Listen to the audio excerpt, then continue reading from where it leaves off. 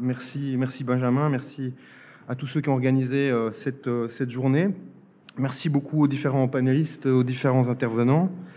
Merci à Recica et puis merci à vous pour votre présence. C'était, je pense, un véritable succès en termes de participation, en termes de qualité. Donc c'est la première journée de travail de cet événement Urban Production. Demain, on aura l'occasion de mener des visites de terrain par lesquelles toutes ces questions deviendront plus concrètes et tangibles. Et puis donc, effectivement, Benjamin en a parlé, mais je rappelle que ce processus Urban Production va se prolonger par une masterclass fin janvier 2020. Donc, c'est une enquête collective de 2 semaines qui associera des étudiants et des chercheurs venant de plusieurs universités et qui travailleront sur des cas pratiques autour de projets bruxellois ayant une dimension productive, des projets bénéficiant dans l'ensemble d'un financement FEDER, puisque c'est bien la mission du Metrolab que d'appliquer ces activités de recherche-action au projet de la programmation FEDER Bruxelles 2015-2020.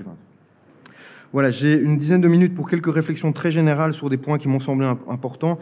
Je précise, je ne suis pas du tout un spécialiste de sociologie économique ou de production urbaine. C'est aussi un peu la réalité du Metrolab qu'on essaye de travailler ensemble sur toute une série de choses, et certaines d'entre elles sur lesquelles on n'a pas de spécialité particulière.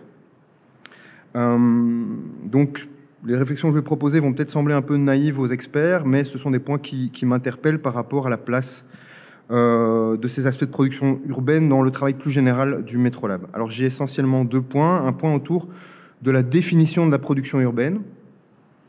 D'abord, les présentations et les discussions d'aujourd'hui ont permis d'introduire une certaine nuance et une certaine complexité dans la façon d'aborder la production urbaine et la question des activités productives dans la ville.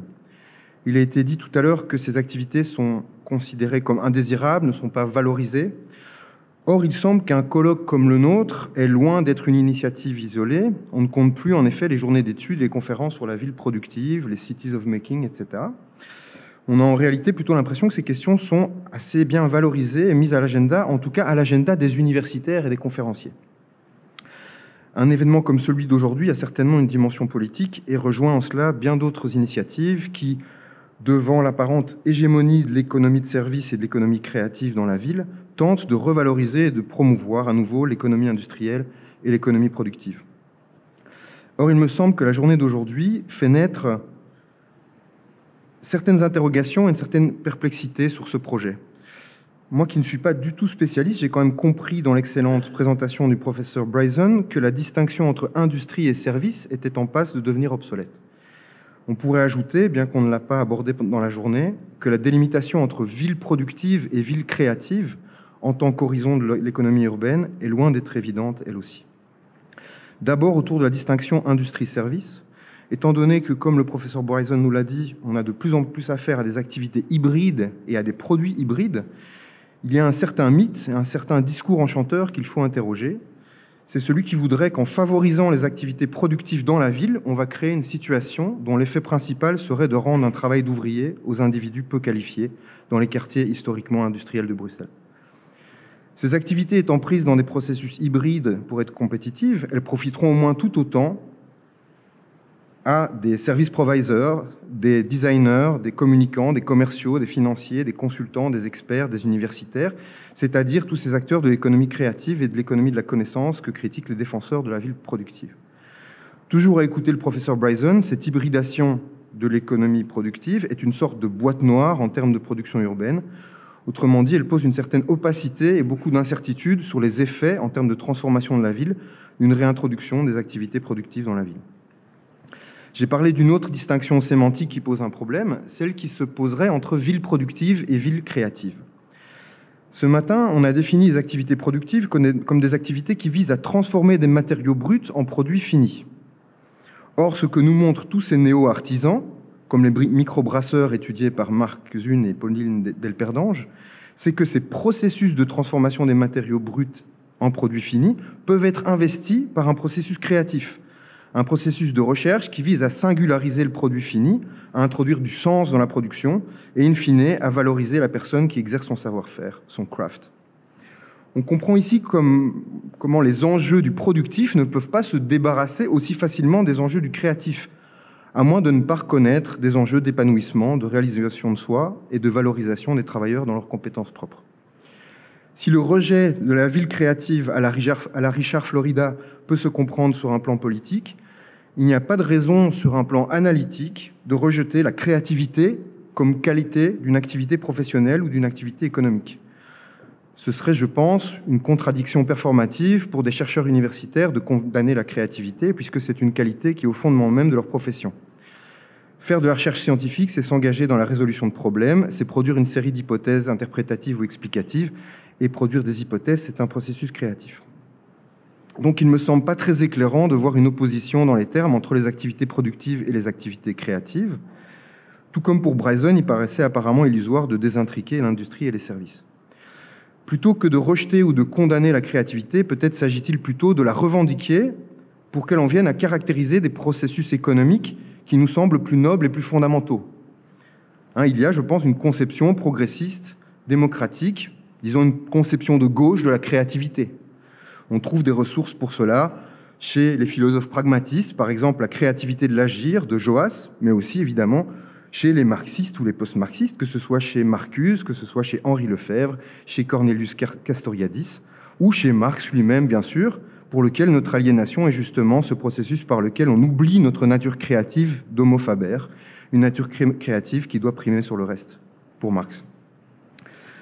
Finalement, le vrai mystère, c'est de comprendre pourquoi est-ce que la ville créative semble concerner les barbershops et les microbrasseries, plutôt, par exemple, que les entreprises d'économie sociale et solidaire, qui sont des initiatives dans lesquelles le fait de contourner les logiques capitalistes suppose certainement autant de créativité que le fait de tailler une barbe ou de mélanger de l'eau, du malt, de la levure et du houblon dans une cuve.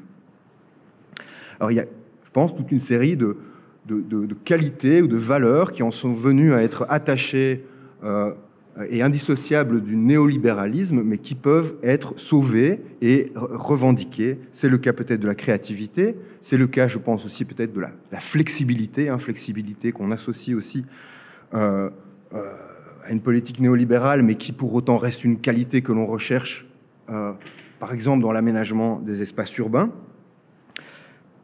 C'est le cas aussi pour l'expérimentalisme, l'expérimentalisme qui est une valeur de plus en plus associée à une politique urbaine néolibérale, notamment à travers les fameux Living Labs dont nous faisons partie. En tant que Métrolab, on peut soit se dire nous sommes des suppôts du néolibéralisme, ou on peut se dire tiens, est-ce qu'il est possible de produire un expérimentalisme qui se distingue de ce qu'attendraient des politiques néolibérales. Voilà, donc un deuxième point, rapidement, que je voulais soulever, c'est le succès particulier de ces formes de néo-artisanat, compris comme des activités cool, comme on l'a dit. Je voudrais faire un point rapide sur ce côté cool, qui peut être compris comme l'effet de ce qu'on peut appeler un processus d'alchimie urbaine. Et c'est un terme que je reprends au sociologue Jack Katz. Alors, lancer une microbrasserie, un atelier de boucherie de viande bio de qualité, un barbershop, être un maître dans l'art de faire des cocktails, ces métiers qui manifestent un certain craft sont aujourd'hui considérés comme cool, désirables, pleins de sens, etc. Ils sont parfois aussi considérés, comme l'a dit Mark Zune, comme plus moraux et représentent pour un certain nombre de citadins une alternative à ce qu'on appelle souvent les bullshit jobs, qui ne seraient ni moraux, ni dotés de sens, ni cool. Donc, sur base des présentations de Mark Zune, Pauline Delperdange et aussi de Richard Docejo, je voudrais juste essayer de préciser très rapidement ce qui se produit interactionnellement dans ces transactions économiques autour des urban crafts. Ces exemples rassemblent, selon moi, au moins 4 composantes qui semblent invariables. Premièrement, un artisan qui revendique un certain art et en tire un certain épanouissement. Deuxièmement, un produit ou un service qui est le support d'une certaine expérience et qui a donc une forte dimension esthétique. Le fait de goûter une bière ou davantage de toucher à l'ivresse, le bien-être ou le massage que l'on recherche chez son barbier, tous ces éléments qui ont été soulevés, et le cocktail évidemment, ressortent évidemment de l'expérience esthétique que l'on peut en tirer. Donc la troisième composante dans cette configuration, c'est un client qui recherche un certain état et qui recherche une certaine expérience. Et enfin, quatrièmement, il y a le lieu, un certain lieu urbain qui va constituer une scène absolument nécessaire à cette interaction et à cette expérience. Donc le caractère cool de ces métiers se joue, selon moi, et c'est une réflexion que je veux partager avec vous, À l'articulation de ces dimensions, un producteur qui recherche à s'épanouir en étant reconnu comme un maker, comme un maître de son art, un bien ou un service centré sur la réalisation d'une expérience esthétique, un consommateur en recherche de sensations à la fois hédonistes ou narcissiques, un espace urbain dont la configuration, l'ambiance et l'esthétique interviennent dans l'expérience.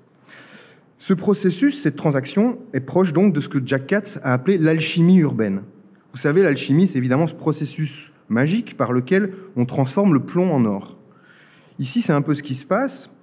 Il faut comprendre tout ce qui intervient pour transformer la bière en or, pour transformer la viande en or. C'est la façon donc par laquelle un individu A et un individu B rentrent dans une transaction autour d'une expérience esthétique valorisée, bénéficiant d'une scène urbaine favorable et qui produit des effets narcissiques des deux côtés.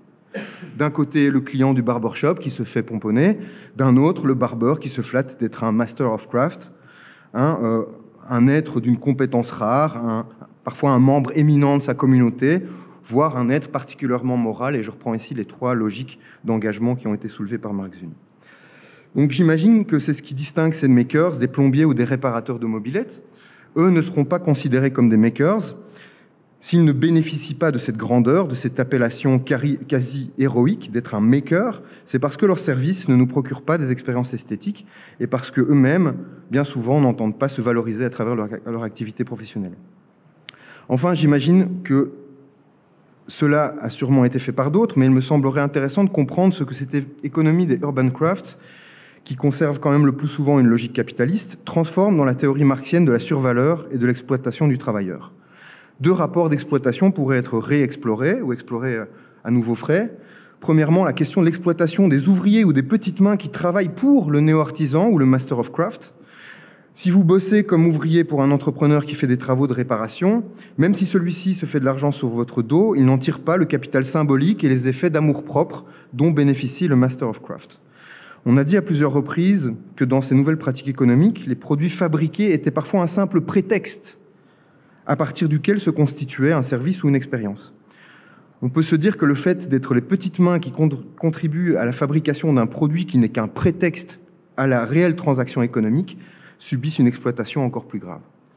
Deuxièmement, la question de l'exploitation de l'environnement urbain lui-même, du cadre, de l'atmosphère que procure le quartier populaire ou le quartier post-industriel.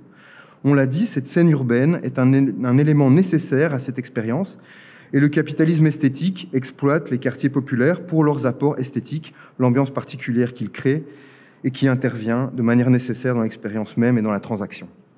Voilà, quelques éléments comme ça. Merci encore beaucoup pour votre participation et vous êtes toutes et tous les bienvenus au drink qui se déroulera dans la cafétéria du Recica, qui se trouve donc en bas face au canal, par là. Pardon. Voilà, merci.